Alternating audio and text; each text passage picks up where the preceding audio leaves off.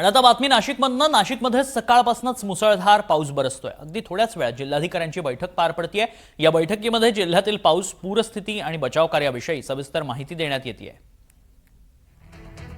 नाशिकमध्ये सकाळपासूनच मुसळधार पाऊस बरसतोय आणि त्या संदर्भात जिल्हाधिकाऱ्यांची बैठक थोड्याच वेळात पार पडणार आहे. थोड्याच वेळात या संदर्भातील माहिती ते देणार आहेत. बचाव कार्याविषयी देखील माहिती यातून देण्यात येईल.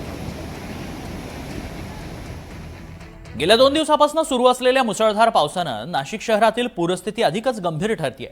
गंगापूर धरणातून गोदावरी नदीपात्रामध्ये सध्या 13,000 क्युसेक्स पाण्याचा विसर्ग सुरू आहे.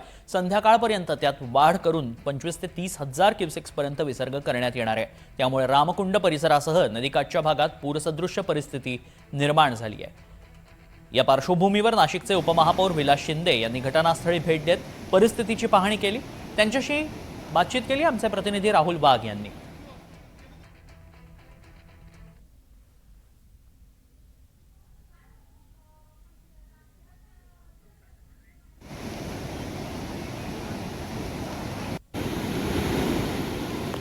जिल्हाधिकाऱ्यांची पत्रकार परिषद देखील सुरू होतीये. पाहूयात.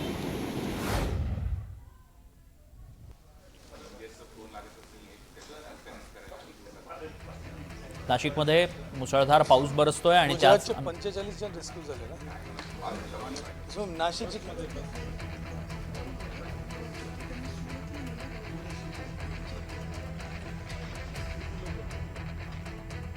आपल्याला कॉल कसं घेऊन गेला 112 आपल्याला.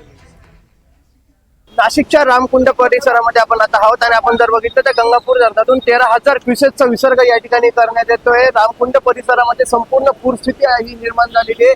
शिवतोंड्या मारुतीच्या जवळपास गळ्यापर्यंत या ठिकाणी पाणी येऊन पोहोचलेलं आहे आणि पूर सदृश्य परिस्थिती निर्माण झालेली आहे. आणि या संपूर्ण परिस्थितीची पाहणी करण्याकरता नाशिकचे उपमहापौर विलास शिंदे. आपल्याकडे कश्यपी आणि गौतमी गोदावरी या 2 धरणामध्ये आपलं गंगापूर धरणामध्ये पाणी येतोय.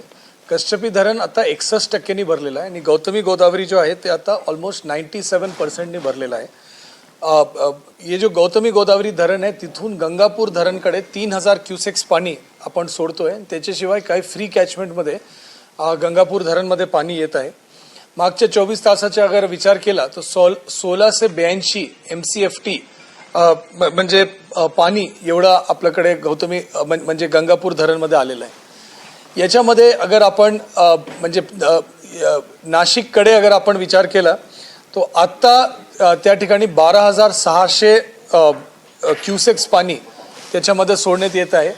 नाशिक आणि गंगापूर धरणमध्ये जो पाणीचा प्रवाह आहे त्याला साधारणतः 5 तास वेळ लागतो.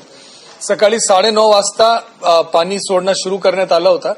पहिल्या टप्प्यामध्ये 3,000 क्युसेक्स, त्याच्यानंतर 1,000 क्युसेक्सनी प्रत्येक 1 तास वाढवण्यात आला. आता 12,600 क्युसेक्सनी आपण मेंटेन करतोय.